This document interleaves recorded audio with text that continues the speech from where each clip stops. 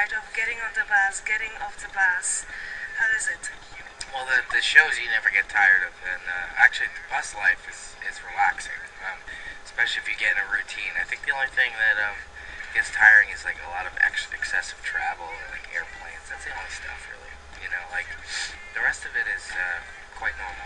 So we don't get tired of that. Your schedule is really hectic. Do you even know where you play? Yeah. These days we keep very much on top of where we are every single day. And, we also plan ahead sometimes if we're somewhere very interesting. We can maybe go see some stuff. In June, you will play for the first time in Prague, in Czech Republic, and I wanted to ask if you can reveal at least a little bit what your Czech fans can be looking forward to, what it will be like. Well, let's see.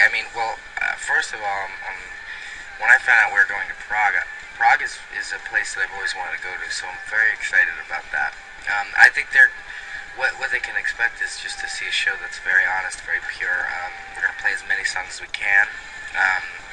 We're going to give them, the first show in a place is always sometimes the most special, so, they're going to really probably get mainly a stripped-down rock show, but, we're very much looking forward to it. I mean, it's a place I've wanted to go my whole life, so. I've read that you have some theatrical stage for the concert. Whose concept was it? It was all of ours. Unfortunately, we can't bring the whole stage set up if the venue isn't big enough. So I don't know what kind of show we'll be bringing in Prague. Like right now, for example, we're in Germany, and some of the rooms are smaller than we need them to be to fit all our stuff in. So we can't bring that here. That's very disappointing to us. And what is for you personally the best part of the show, of the concerts? Is it the atmosphere before or on the stage or after the show? The best part of the show to me is always the start of the show. It's a very electric kind of atmosphere, and the lights go out. It's when the lights go out for the first time. It's very special, and something amazing is about to happen. So that's the best part for me. And what will be after the tour? Are you starting to work on a new album? After the tour, we are probably going to take a little bit of a break, and then we're going to start right into another album. Yeah, that's the idea. I mean, we've been playing around with some song ideas, but nothing totally concrete yet. So. And do you have, like on your previous tour, some recording small studio on the bus so you can record during the tour? We actually don't this time because we are hopping so much around the world.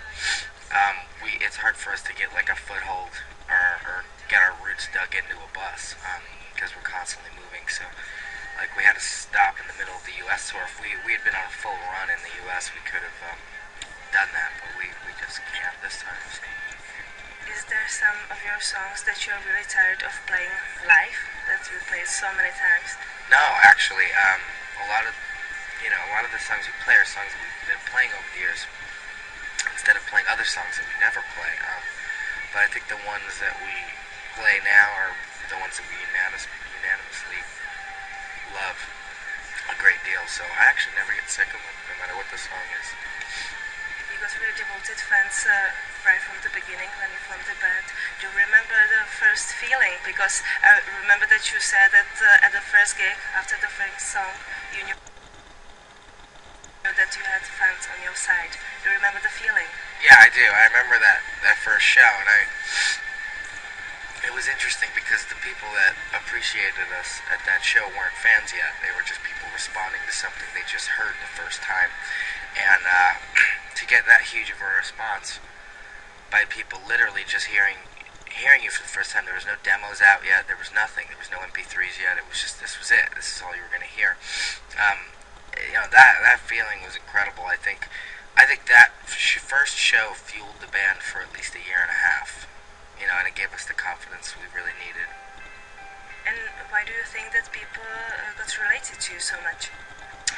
Well, I think quite simply the band was born out of 9/11, really, and I think a lot of the kids that have gotten into this band were kids that were kind of maybe 8 or 9 when that happened, and basically we're talking about today's young generation, and to grow up in that environment where something like that can happen, and to realize that one day you're going to be an adult in that environment, you're going to raise a kid in that environment. I think we connect with them because we're born out of that event, and because of that, we deal with some very dark subject matters, but we're also very uplifting, and I think they needed that sense of being uplifted, just as we needed it. We did it because we needed it, and it turns out that they needed it too. You were among the first bands who were very active on MySpace.com. Do you know how many MySpace friends do you have now? I know we have a lot. I think by the time MySpace had, by the time we had a MySpace page, I think it was built for us, because we were actually using the internet before MySpace. We were using it on websites like mp3.com, and things like that. Very, places where you could just kind of put your music up, and they weren't really communities. And then MySpace came along, and they improved upon that idea and made it a community. But by then, we had already far removed ourselves from the internet, so it was really built for us. And do you contact with people through MySpace, or do you check your MySpace friends? We don't delve into the internet. It's just a weird place, and it's just one of those things that I'd rather meet a kid at a show than go on MySpace. And how do you perceive new fans? Because the grassroots fans don't like the newcomers because they call them. They don't, but I think our grassroots fans appreciate the newcomers because that's part of the point. I mean, this band is very much opposed to exclusion, and the whole purpose of the band is so you can go somewhere and not have to worry about credibility or feeling cool or how long you've liked the band. If you like the band, it's enough for you to come and see the show. You don't have to prove anything to anybody out there, And the only time we ever get frustrated is when we see people at our shows treating younger kids or kids that maybe were not there as long as them poorly, because that was the whole point, is to not treat these people poorly. They're allowed to come in no matter how new you are, no matter how green you are, even if you only have one record, or even if you downloaded the records off the internet and you don't even actually own them. And you want to come to the show, you're welcome to the show. And how does it feel to be trendy band? Even if it wasn't intention, now it's in to listen to My Chemical Romance. Well, the funny thing about it, and I think this is one of our biggest strengths, is trendy is a weird word, but I mean, it's popular to like this band, but at the same time unpopular to like this band at the very same time, and not a lot of bands have that. So we're in a really good spot because it's never going to be cool to like this band, and I think that's something we're very proud of. There's nothing cool about it. We've never set out to be cool.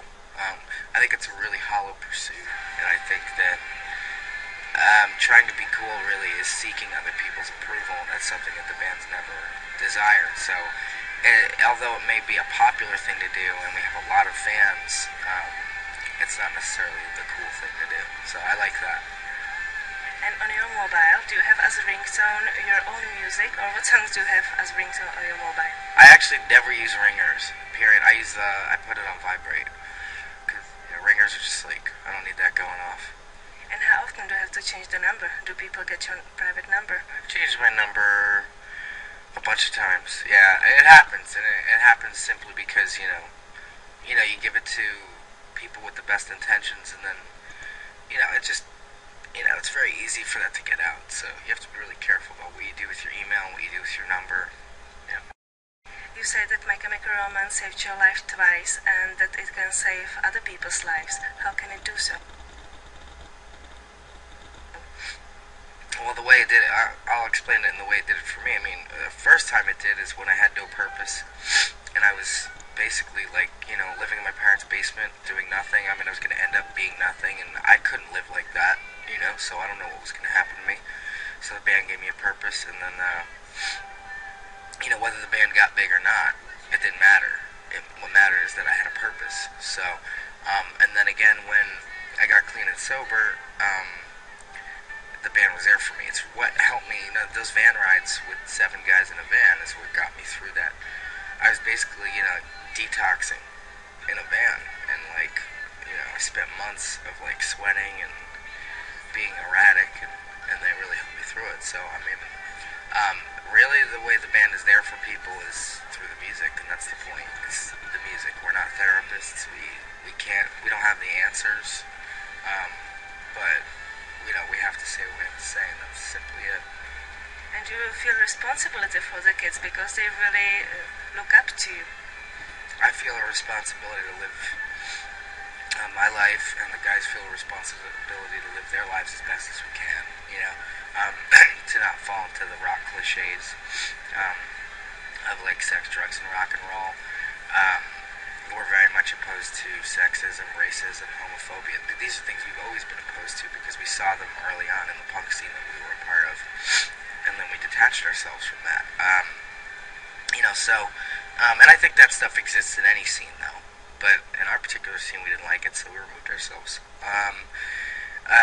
But no, I do feel a responsibility, and that's not one that I'm bummed about, because I don't like being a scumbag anyway, so it works out. The next single is gonna be Teenagers, is that so? Is it gonna be different than I Don't Love You? It's gonna be completely different than I Don't Love You, actually. It's shaping up to be one of my favorite videos, just from looking at the edits and things like that. It feels very special. It feels like when we made Helena. So, completely different nature of song, but that's what it feels like. So, I think Mark was perfect for the video, and the DP we had on the video was great, too. And which of the videos was hardest for you to shoot? Probably Helena, because it was so close to home. There was a lot of details that were just coincidental, that were very realistic to the actual funeral for my grandmother, so that made it very, very hard. Like the coffin, for example, is exactly the same, and they didn't plan that, nobody had planned that, and,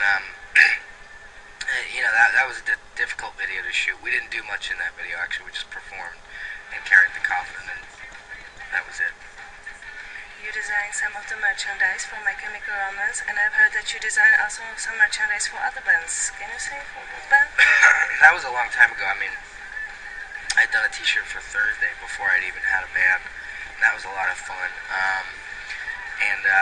Frankie has a lot to do with the merch now, and Mikey has a lot to do with the merch now. They kind of oversee it, but we have two design houses that do the merch, and then we give them direction, and we approve or deny the designs, because our schedules are so busy now that we can't design our own merch anymore.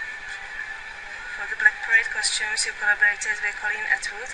Weren't you thinking of doing something you with her together, that you could design something?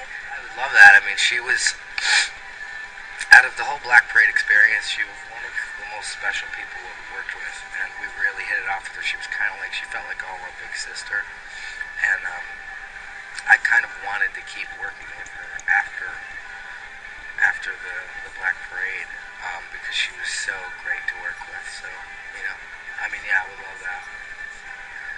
On your DVD Live on the Murder Scene, you mentioned that you are not too keen on laundry. Did you make any progress there? Yeah, I like doing laundry now. I actually like having clean clothes. I used to not be into that before, so I'm working there. All of you, except of Bob, come from New Jersey, and it is quite dangerous area where you lived, or it's not really happy area. Do you think that because of that city you have the dark image? I think it has something to do with it. I think coming from the part of New Jersey that we come from, it has a lot to do with reality, and also escape at the same time. I think it's a healthy dose of reality living there, and I think that's why our music is so realistic, yet there's such an escape to it. Can you imagine your life with a My Chemical Romance? The rest of my life? We want to do this as long as we can. We also want to do it as long as it's special. We made a promise to ourselves when we started the band that if it ever stopped being special, we would stop doing it. So that's what we decided, and it's still extremely special to us. So we don't see an end in sight.